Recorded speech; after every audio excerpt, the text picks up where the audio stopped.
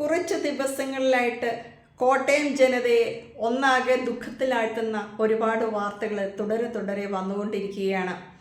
ഏറ്റവും ഒടുവിലായിട്ട് വ്യവസായിയായ വിജയകുമാറും അദ്ദേഹത്തിൻ്റെ ഭാര്യയായ ഡോക്ടർ മീരയും അവരുടെ വീട്ടുജോലിക്കാരനാൽ അതിദാരുണമായിട്ട് കൊല്ലപ്പെട്ടു എന്ന വാർത്തയും മുന്നോട്ട് വന്നിരിക്കുകയാണ്. ഇപ്പോൾ ഈ വാർത്തയൊക്കെ കാണുമ്പോൾ നമ്മൾ മനസ്സിലാക്കേണ്ട ഒന്ന് രണ്ട് കാര്യങ്ങളുണ്ട്. ആദ്യമായിട്ട് മനസ്സിലാക്കേണ്ട കാര്യം എന്ന് പറയുന്നത്, പലപ്പോഴും നമ്മൾ ബിനാമി ബിസിനസ്സുകാരെ കുറിച്ച് കേട്ടിട്ടുണ്ട്, അല്ലെങ്കിൽ വലിയ വലിയ നേതാക്കളുടെയൊക്കെ ബിനാമികളായ ചില വ്യക്തികളെക്കുറിച്ച്.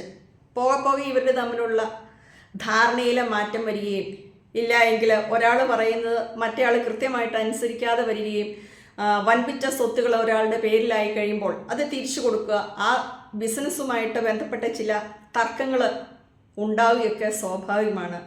ഇത്തരത്തിലുള്ള ചില പ്രശ്നങ്ങളാണ് വിജയകുമാറിൻ്റെ മരണത്തിന് പിന്നിലും പ്രവർത്തിച്ചതെന്നും കർണാടക സ്വദേശിയായ വലിയൊരു രാഷ്ട്രീയ നേതാവാണ് വിജയകുമാറിൻ്റെ മരണത്തിന് പിന്നിലെന്നുമുള്ള വെളിപ്പെടുത്തൽ വന്നിട്ടുണ്ട്. ഇതിൽ നിന്നൊക്കെ നമ്മൾ മനസ്സിലാക്കേണ്ട ചില കാര്യങ്ങൾ കൂടെയുണ്ട്. അധാർമികമായ വഴിയിലൂടെ മനസാക്ഷിയില്ലാതെ ഒക്കെ പണം സമ്പാദിക്കാൻ വേണ്ടിയിട്ട് നെട്ടോട്ടം ഓടുകയും അത്തരത്തിലുള്ള പണം സമ്പാദിച്ച് നമ്മുടെയൊക്കെ കൈവശമാക്കി കഴിയുമ്പോൾ പണം കൊണ്ട് എന്തും നേടാം, എനിക്ക് പണമാണ് വലുത് എന്നുള്ള ധാരണയിൽ ജീവിതം മുന്നോട്ട് കൊണ്ടുപോവുകയും ചെയ്യുമ്പോൾ ഉണ്ടാകുന്ന സ്വാഭാവികമായ ചില പരിണിതികളുടെ ഫലമാണ് ഈ ഒരു മരണമെന്ന് ആദ്യമായിട്ട് മനസ്സിലാക്കുക. വിജയകുമാർ എന്ന വ്യക്തി മുൻ എയർഫോഴ്സ് ഉദ്യോഗസ്ഥനായിരുന്നു. അദ്ദേഹം കോട്ടയത്ത് അദ്ദേഹത്തിൻ്റെ സ്വത്തുവകകളെക്കുറിച്ച് വീട്ടുകാർക്ക് പോലും സത്യത്തിൽ കൃത്യമായ ഒരു അറിവില്ല. ഇൻഫോർ പാർക്ക് ഉൾപ്പെടെയുള്ള ഏരിയയിൽ മൈസൂർ, ബാംഗ്ലൂരൊക്കെ നിരവധി സ്ഥലങ്ങളെല്ലാം ഇദ്ദേഹവുമായിട്ട് അല്ലെങ്കിൽ ഇദ്ദേഹത്തിൻ്റെ അധീനതയിലുണ്ട്. ഈ മൈസൂറുള്ള പ്രോപ്പർട്ടി ആയിട്ട് ബന്ധപ്പെട്ട് ചില തർക്കങ്ങൾ ഉണ്ടാവുകയും അത് മറ്റൊരാൾ ചോദിച്ചിട്ട് ഇദ്ദേഹം അല്ലെങ്കിൽ ഇദ്ദേഹത്തിൻ്റെ വിജയകുമാർ എന്ന വ്യക്തി മറ്റൊരാളുടെ ബിനാമിയാണെന്ന് തന്നെയാണ് പറച്ചിൽ. അപ്പോൾ ഒരുപക്ഷെ ആ വസ്തുവിന് വേണ്ടിയിട്ട് ഫണ്ട് ഇറക്കിയ ആൾ അത് തിരിച്ചു ചോദിച്ച സാഹചര്യത്തിൽ ഇദ്ദേഹം കൊടുക്കാൻ വിസമ്മതിച്ചതുമാകാം ഈ മരണത്തിൻ്റെ അല്ലെങ്കിൽ ക്രൂരമായ കൊലപാതകത്തിൻ്റെ പിന്നിലെന്ന് കൃത്യമായിട്ട് മനസ്സിലാക്കേണ്ടിയിരിക്കുന്നു. കാരണം നമുക്കൊക്കെ അറിയാം, പലപ്പോഴും നിങ്ങൾ വായിച്ചൊരു വാർത്തയാണ്, ഇദ്ദേഹത്തിന് ഒരേ ഒരു മകനേ ഉണ്ടായിരുന്നുള്ളൂ. ആ മകൻ മരണപ്പെട്ടു, ആത്മഹത്യ ചെയ്തതാണ് എന്ന് പറഞ്ഞ ആ ഒരു വാർത്ത ആത്മഹത്യയല്ല കൊലപാതകമാണ് എന്ന് സംശയിക്കത്തക്ക രീതിയിലുള്ള ഒരുപാട് തെളിവുകളുണ്ടായിരുന്നു. കാരണം ആ മകൻ്റെ കഴുത്തിൻ്റെ പുറകെ നെഞ്ചിൻ്റെ കുറുകെ താഴെ വരെ എത്തത്തക്ക രീതിയിലുള്ള സർജിക്കൽ ബ്ലേഡ് കൊണ്ടുള്ളതും അല്ലാത്ത കത്തി കൊണ്ടുള്ളതുമായ വലിയ മുറിവുകളുണ്ടായിരുന്നു. ഈ മുറിവേറ്റ ആ കാറിൽ, മകൻ്റെ കാറിൽ രക്തം തളന്നിക്കെട്ടി കിടപ്പുണ്ടായിരുന്നു.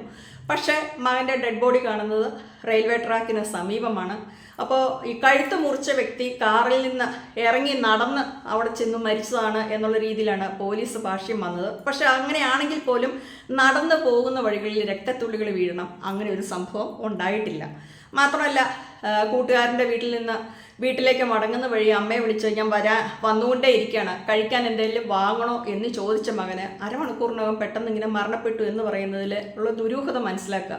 ഇതുമായിട്ട് ബന്ധപ്പെട്ട് അദ്ദേഹത്തിൻ്റെ അയൽവാസിയായ രാഷ്ട്രീയ നേതാവ് പറഞ്ഞ ചില കാര്യങ്ങൾ കൂടെ നമ്മൾ മനസ്സിലാക്കണം. ഇങ്ങനെ ഒരു മരണം നടന്നപ്പോൾ ഇതിൽ ദുരൂഹതയുണ്ട് എന്ന തരത്തിലുള്ള വാർത്തകൾ വന്നപ്പോൾ ഉമ്മൻചാണ്ടിയുമായിട്ട് ബന്ധപ്പെട്ട അദ്ദേഹത്തിൻ്റെ അയൽവാസിയായ പൊതുപ്രവർത്തകൻ വിജയകുമാറിനെ കാണുവാനായിട്ട് ചെല്ലുന്നു. നമുക്കിത് അന്വേഷിക്കണ്ടേ, പരാതി കൊടുക്കണ്ടേ എന്ന് ചോദിക്കുമ്പോൾ വിജയകുമാർ എന്നുള്ള പിതാവ് പറഞ്ഞ കാര്യമെന്ന് പറഞ്ഞാൽ ഇതൊരു ആത്മഹത്യ തന്നെയാണ്, അതിൻ്റെ പുറകെ കൂടുതൽ പോകേണ്ട കാര്യമില്ല, ലോക്കൽ പോലീസ് അന്വേഷിക്കുന്നുണ്ടല്ലോ എന്ന തരത്തിലുള്ള സംഭാഷണമാണ്.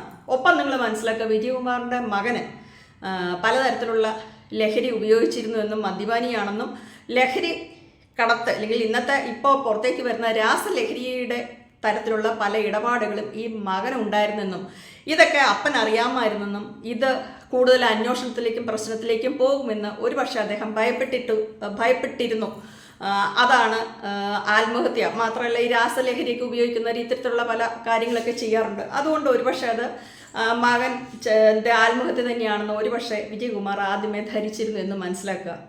പോകെ വിജയകുമാറിന് തന്നെ ഇത് മരണമല്ല കൊലപാതകമാണ് എന്ന് മനസ്സിലാക്കിയിട്ടുണ്ട് എങ്കിൽ അതിൻ്റെ പിറകിൽ വീണ്ടും വിലപേശലുകൾ നടന്നിട്ടുണ്ട്.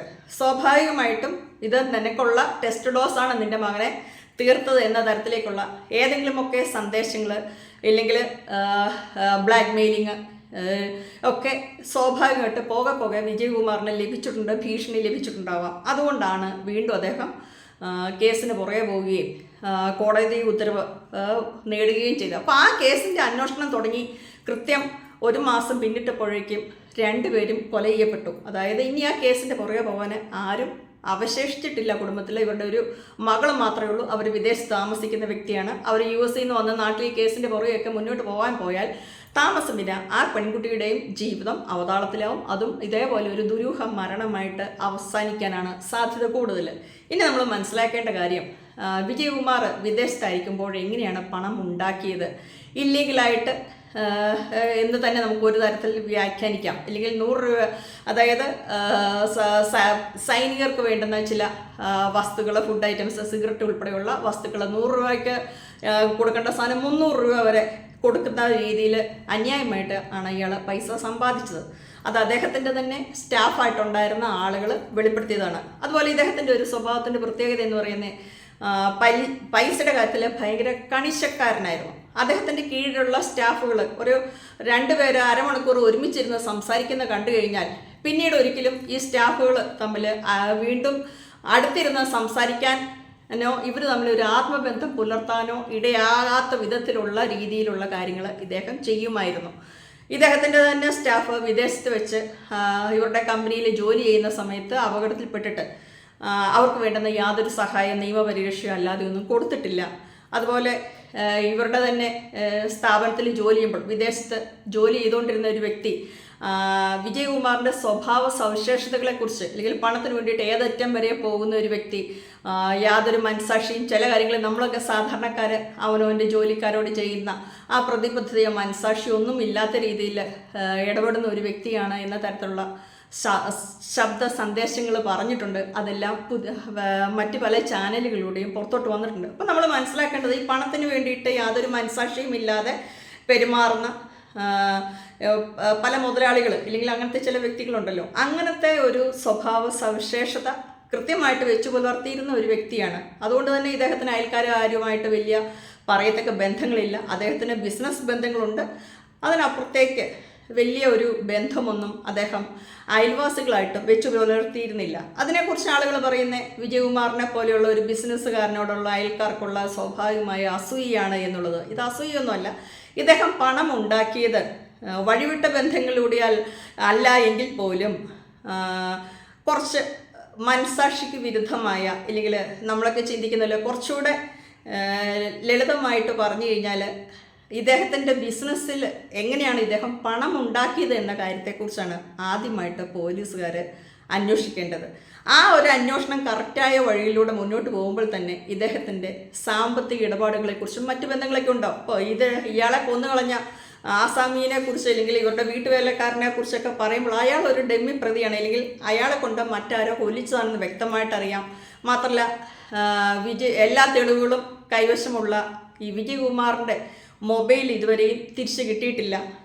CCTV ദൃശ്യങ്ങളടങ്ങിയ ഹാർഡ് ഡിസ്ക്, ഒരു മൊബൈൽ തിരിച്ചു കിട്ടി. അപ്പോൾ ഇതൊക്കെ ഇങ്ങനത്തെ സുപ്രധാനമായ തെളിവുകളെല്ലാം നശിക്കപ്പെടണം എന്ന നിർബന്ധമുള്ള ആരോ ഇതിൻ്റെ പിറകിലുണ്ട്. ഒപ്പം മനസ്സിലാക്കുക, ഇതുപോലത്തെ ഒരു നോർത്ത് ഇന്ത്യൻ ആളുകളെയൊക്കെ വെച്ചുകൊണ്ട് വീട്ടുജോലിക്ക് വിശ്വസ്തരായിട്ട് വിനിയോഗിക്കുന്ന ആളുകളുടെ ഒരു നിലവാരം ചിന്തിക്കുക. ഇയാൾ പറയുന്ന, ഈ കൊല നടത്തിയെന്ന് പറയുന്ന ആസാമി പറയുന്നത് തൻ്റെ ഭാര്യ, അല്ലെങ്കിൽ കാമുകിയായ പെണ്ണിനോട് മനുഷ്യത്വരഹിതമായ രീതിയിലുള്ള പല പെരുമാറ്റങ്ങളുണ്ടായി, അവൻ്റെ മുന്നിൽ വെച്ച് തന്നെ ഒരു അടിമയെ പോലെ പണിയെടുപ്പിക്കുക, ഇൻസൾട്ട് ചെയ്യുക, അങ്ങനത്തെ ഒരു പെരുമാറ്റം വിജയകുമാറിൻ്റെ ഭാഗത്തുനിന്ന് പലതവണയും ഉണ്ടായിട്ടുണ്ട്.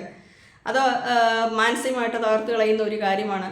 അതുപോലെ 10-15 ദിവസത്തെ കൂലി, ഏതോ സാഹചര്യത്തിൽ അവൾ ഗർഭിണിയായിരുന്നു, ജോലി നിർത്തിയിട്ട് പോകേണ്ട സാഹചര്യം വന്നപ്പോൾ 1 മാസം തികഞ്ഞില്ല എന്നുള്ള പേരിൽ 15 ദിവസത്തെ ശമ്പളം കൊടുത്തില്ല. പിന്നീട് വന്ന ഈ ആസാം ഇപ്പോൾ കൊന്ന ചെക്കൻ വന്ന്, അല്ലെങ്കിൽ ആ വ്യക്തി വന്ന് പണി തീർത്തു. ആ സമയത്ത് മാത്രമാണ് പൈസ, അതും വളരെ കഷ്ടപ്പെട്ട് നിവൃത്തികേടിൻ്റെ പുറത്താണ് അത് വാങ്ങിയെടുക്കാൻ ശ്രമിക്കുന്നത്. എന്നിട്ട് അയാൾ കൊടുത്തില്ല. ആ ഒരു സാഹചര്യത്തിലാണ് വീട്ടിൽ നിന്ന് മോഷണം നടത്തിയത്. അത് പിന്നെ കൊണ്ട് ഇയാൾ കേസ് കൊടുത്തു. ഇങ്ങനെയുള്ള ഒരുപാട് ആരോപണങ്ങൾ. അപ്പോൾ ആദ്യമായിട്ട് മനസ്സിലാക്കുക, പണത്തിന് വേണ്ടിയിട്ട് യാതൊരു മനസാക്ഷിയും ഇല്ലാത്ത രീതിയിലുള്ള ഒരു സമീപനം വിജയകുമാറിൻ്റെ ഭാഗത്തുനിന്ന് ഉണ്ടായിട്ടുണ്ട്. ഇവരുടെ സാമ്പത്തിക സ്രോതസ്സുകൾ, അല്ലെങ്കിൽ പണം ഉണ്ടാക്കിയ വഴി എന്താണെന്ന് കൃത്യമായിട്ട് അന്വേഷിക്കുമ്പോൾ തന്നെയാണ് ഈ കൊലപാതകത്തിലേക്കുള്ള അല്ലെങ്കിൽ കൊലപാതകത്തിൻ്റെ പിറകിൽ പ്രവർത്തിച്ച യഥാർത്ഥ കുറ്റവാളികളെ നമുക്ക് കണ്ടെത്താൻ കഴിയും. അപ്പം നമ്മളൊക്കെ മനസ്സിലാക്കേണ്ട കാര്യം, അധാർമികമായിട്ടുള്ള പണം ഉണ്ടാക്കാതിരിക്കുക, മറ്റൊരാൾക്ക് അവകാശപ്പെട്ട അല്ലെങ്കിൽ ബിനാമി ഇടപാടോ ഷെയറിങ്ങോ ബ്രോക്കറിങ്ങോ എന്ത് പരിപാടിയാണെങ്കിലും കൂടുതലുള്ള ആൾക്ക് അർഹതപ്പെട്ട സ്വത്ത് കൃത്യമായിട്ട് കൊടുക്കാൻ പഠിക്കുക. അത് കൊടുക്കാതെ ആർത്തി പിടിച്ച് നമ്മുടെ കയ്യിൽ ഇങ്ങനെയൊക്കെ ചുരുട്ടിക്കുട്ടി വെച്ച് നമുക്ക് അനുഭവിക്കാം എന്ന് വിചാരിക്കുമ്പോൾ ഇതിന് അർഹതപ്പെട്ട അല്ലെങ്കിൽ ആ മുതലിൻ്റെ അവകാശി അപ്പുറത്തുണ്ടെങ്കിൽ ചിലവരത് പോയത് പോട്ടെ, എൻ്റെ വിധി എന്ന് സമാധാനിക്കാം, ചിലവരെ കരഞ്ഞു പിടിച്ച് നടക്കാം, കുറേ പേര് ചില ശാപങ്ങളായിട്ടൊക്കെ നമ്മുടെ ജീവിതത്തിൽ വരാം. ഇതൊന്നുമല്ലാത്ത വ്യക്തികൾ ഇത്തരത്തിലുള്ള പ്രതികാര നടപടിയിലൂടെ തനിക്ക് അവകാശപ്പെട്ട തന്നെ വഞ്ചിച്ചവനോടുള്ള കലിപ്പ് തീർക്കുകയും ചെയ്യാം. തീർച്ചയായിട്ടും മനസ്സിലാക്കേണ്ടത്, ഈ വിജയകുമാറിൻ്റെ കയ്യിലുള്ള അല്ലെങ്കിൽ അദ്ദേഹം ഈ വിജയകുമാർ എന്ന വ്യക്തിയുടെ ഭാഗത്ത് സംഭവിച്ച എന്തോ ഗുരുതരമായ ഒരു തെറ്റിൻ്റെ ബാക്കി പത്രമാണ് ആദ്യമായിട്ട് മകനെ കൊന്ന് അവർ പ്രതികാരം തീർത്ത് ആ വഴിയിലൂടെ അവർക്ക് അവകാശപ്പെട്ട സ്വത്ത് തിരിച്ചു പിടിക്കാനാണ് നടന്നത് എന്നുള്ള രീതിയിൽ തന്നെ കൃത്യമായിട്ട് മനസ്സിലാക്കുക. കാരണം വിജയകുമാർ അദ്ദേഹത്തിൻ്റെ ഏറ്റവും അടുത്ത ചില സുഹൃത്തുക്കളോട് പറഞ്ഞിട്ടുണ്ട്, വേറെ ആരുമല്ല, ബാംഗ്ലൂർ ടീമാണ്, മൈസൂർ ടീമാണ് ഇതിൻ്റെ പുറകിലുള്ള മകൻ്റെ കൊലപാതകത്തിൻ്റെ പിറകിലെന്ന്. അപ്പോൾ അദ്ദേഹത്തിന് കൃത്യമായിട്ട് അറിയാം, മകനെ കൊന്നതിന് ശേഷം അവർ വില പേശിയിട്ടുണ്ടാവാം, ഇല്ലെങ്കിൽ പറഞ്ഞ കാര്യങ്ങൾ ചെയ്യാൻ നിർബന്ധിച്ചിട്ടുണ്ടാവാം. മകനെ കൊന്നതല്ലേ എങ്കിൽ ഇനി തരുന്നില്ല എന്നുള്ള നിർബന്ധ ബുദ്ധി ഇദ്ദേഹവും പിടിച്ചിട്ട് ഉണ്ടാവാം. എന്തായാലും ഈ കൊലപാതകം നടത്തിയ വ്യക്തിയായിരിക്കാം കൊലപാതകം നടത്തിയത്, പക്ഷേ ഈ കൊല നടത്തുന്നതിന് വേണ്ടിയിട്ട് ഈ ബംഗാളിക്ക് അല്ലെങ്കിൽ ആസാമിക്ക് നല്ലതുപോലെ പൈസ കിട്ടിയിട്ടുണ്ട്. മാത്രമല്ല പോലീസുകാർ ഇയാളെ കൃത്യമായിട്ട് പിടിക്കാനുള്ള തരത്തിലുള്ള കൈവിരൽ പാടുകൾ, തെളിവുകൾ, CCTVയിൽ കൃത്യമായിട്ട് മുഖം പതിയത്തക്ക രീതിയിലുള്ള ദൃശ്യങ്ങളിലൊക്കെ ഇയാൾ കൃത്യമായിട്ട് പെട്ടു. അതുകൊണ്ട് ഞാനാണ് തെറ്റുകാരൻ, എന്നെ തന്നെ പിടിക്കൂ, എന്നിലേക്ക് കുറ്റം ചാർത്തിത്തരൂ, അല്ലെങ്കിൽ വേറെ ആളുടെ പുറകെ പോകേണ്ട കാര്യമില്ല എന്ന തരത്തിലേക്ക് ഉള്ള ഒരു നിലപാടും ഇയാൾ സ്വീകരിച്ചിട്ടുണ്ട്. അപ്പം എന്തായാലും ഉന്നതനായ കർണാടകക്കാരനായ ഒരു രാഷ്ട്രീയ നേതാവ് അദ്ദേഹത്തിൻ്റെ അനുയായികളുമാണ് ഈ കൊലയുടെ പിറകിൽ പ്രവർത്തിച്ചതെന്ന് ഒളിഞ്ഞു തെളിഞ്ഞ് റിപ്പോർട്ട് പുറത്തു വരുന്നുണ്ട്. ഇത് ഈ വിജയകുമാറിൻ്റെ മരണം നമുക്കൊക്കെ ഒരു പാഠമായിരിക്കണം. എന്തു പാഠം? അന്യായമായിട്ട് മറ്റൊരാൾക്ക് അവകാശപ്പെട്ട സ്വത്ത് കൈവശമാക്കാതിരിക്കാൻ കൂടെ നമ്മൾ ശ്രമിക്കണം. ഇല്ല എങ്കിൽ ഇങ്ങനെയൊക്കെയുള്ള ദുരനുഭവങ്ങൾ നമ്മുടെ ജീവിതത്തിൽ സംഭവിക്കാം എന്നതിൻ്റെ ഒരു സൂചനയാണ്.